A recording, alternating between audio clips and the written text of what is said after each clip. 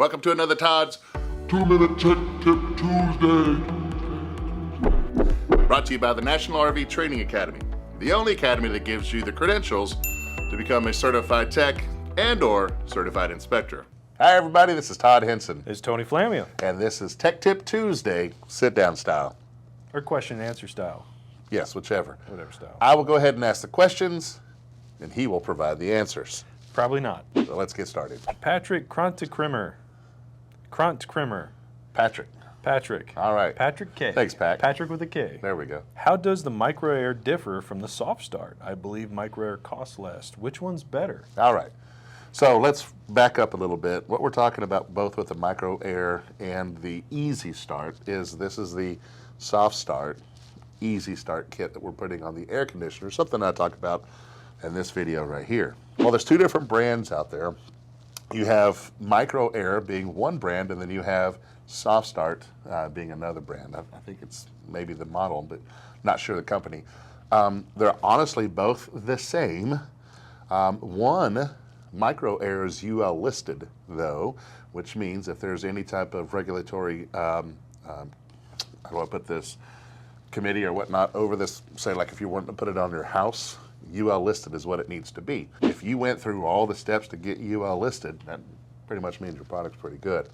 I do prefer the micro air over the other simply because of that UL listing, but I know we have a lot of our students who have used the soft start. It's great. I mean, they're honestly the same thing, just one has one pedigree, one doesn't. All right. Gary Nelson says, I took the week 1 course and it was the best thing ever. I was able to even repair my home furnace with the knowledge I gained. Here's your $10. There wasn't a question there. Michael Solis basically takes 3,500 watts for a compressor to kick on, so any generator under that won't do the trick. So when you're sizing a generator, right. What needs 3,500 watts? A compressor. That's what he says. Yes and no. All right. So a compressor on an air conditioner does have the capacitor, and it does actually ramps up to 70, 80 amps depending on the size of the capacitor, but that's just for a split second. Okay. Yeah. So you can start them under, say, 2,500 watts, maybe 3,000 watts. Rule of thumb, I will definitely agree with you. But yes, we can start them with something softer or smaller, especially if we put a soft start on there. Ed I says, keep in mind, they will avoid AC warranties. Irresponsible not to mention that in the video. Dang it, Todd. You're always irresponsible in these videos. So yes, I think we mentioned it in the, we have this other, what's that thing I do? What's it called? The tech stuff? Or yeah, the gadget. The gadget. We did mention it in the gadget video that these do, in fact, can avoid your warranty. Sometimes we forget to say everything all the time within 2 minutes. But it's irresponsible. With all these systems on modern RVs, now they're getting more complicated to fix and more expensive too. With some knowledge, you can troubleshoot some of your own problems and save time and money, Paul Hudson says. The new 2022 camper I ordered has lithium batteries and solar power, quite different from my Lance 992 with lead acid batteries. Lithium batteries take a different converter system to charge, and I think the truck's alternator charging has to be altered too or taken out of the equation. Yes. There you go. You are correct in both. Well, here's the thing. Way to go, Paul. Lithium batteries want constant voltage, and it takes a higher voltage rate, roughly around 14.4 volts, 14.4 volts, maybe 14.6. Our alternators can adjust, right? So depending on your tow vehicle, now some of these, they are now adding even technology to our trucks to be able to send over a constant voltage when we're in the tow haul. Not all models have that. Not all brands have that. So what we need in between the two is what's called a DC to DC converter. Or I'm sorry, DC. What we need in between the two is what we call a DC to DC charger. Okay? And what that does is it'll take that alternator current as well as the voltage, clean it up, and send a constant voltage over to the battery. As well, it also protects the alternator. Now, if you don't want a charger, which to me is the better way to go, you can get what's called a battery isolation manager. It's just a relay switch. 15 minutes on, 20 minutes off. 15 minutes on, 20 minutes off. Doesn't really protect your alternator as well as a DC to DC charger, but it yet is another way to charge your lithium batteries. How to maintain a good-looking beard? Yeah. Wake up early, take your shower, blow dry it, add your product, blow dry it again. What kind of product? Winning. What do you put in there? What's it called? It is called Man Beard Company.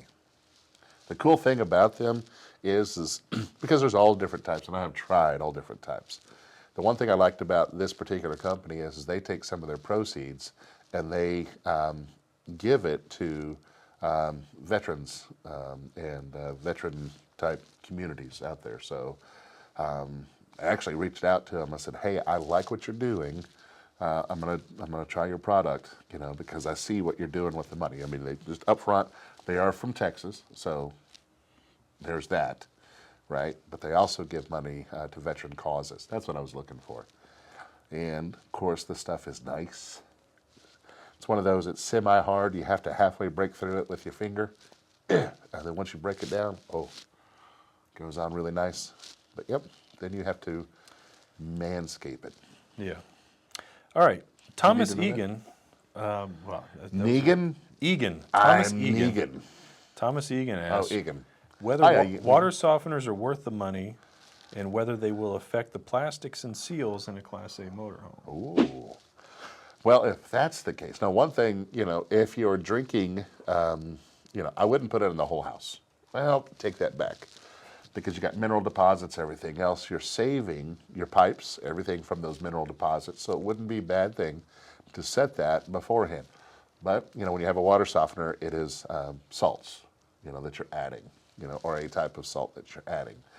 Not to my knowledge, is it going to hurt any of your pipes or fittings? Not to my knowledge. So I will put a little caveat there. Not to my knowledge. Is it worth it? Yeah. You know, especially if you've had to clean out your water heater tank and you see all those deposits, mineral deposits in there, hoo, hoo, hoo. You know, just think, that's just that. What else is going down your lines? Salty Vet Adventures says an Onan 5500 oil and air filter change is a super common generator, something you could easily cover in a tech tip. Now, Yep. I had one of those. The oil and air filter is not your problem. Yeah.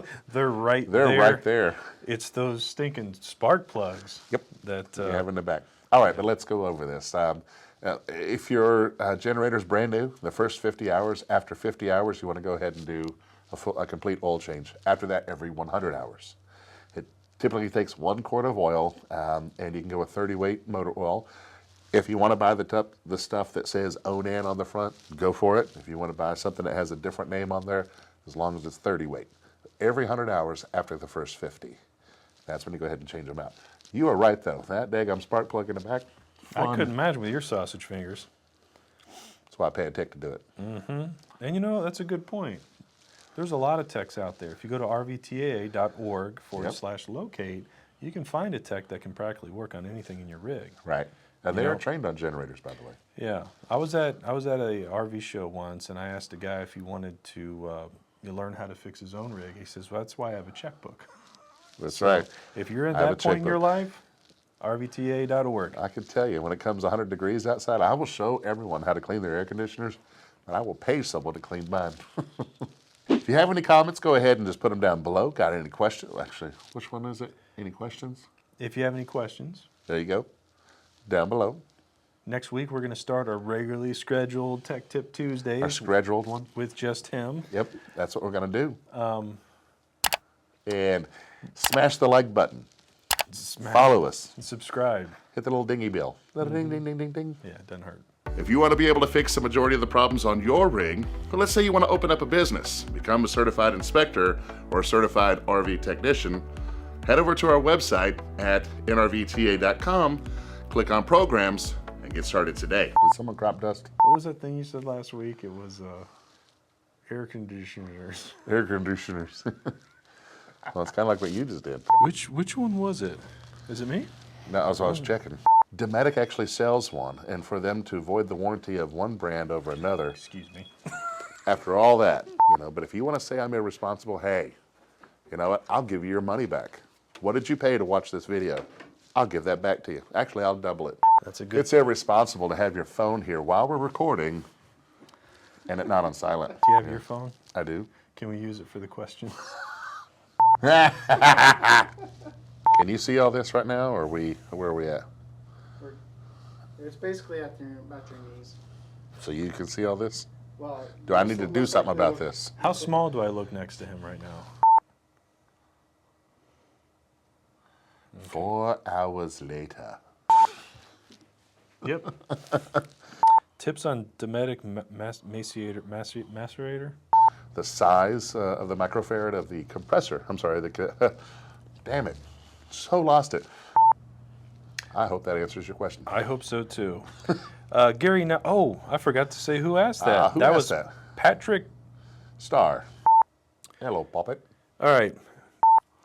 Adam Cloyd and Hugo Hernandez both says we can't wait till you guys take the GI Bill, and we can't either. And we've been working our tails off to try to get veterans dollars to support you guys. Literally, yeah. The thing is there are government regulations that we're having to abide by, and we're taking every necessary step, and we're at the point to where we've got all the certifications. Now it's a time frame that we have to wait on. So it'll be 2023.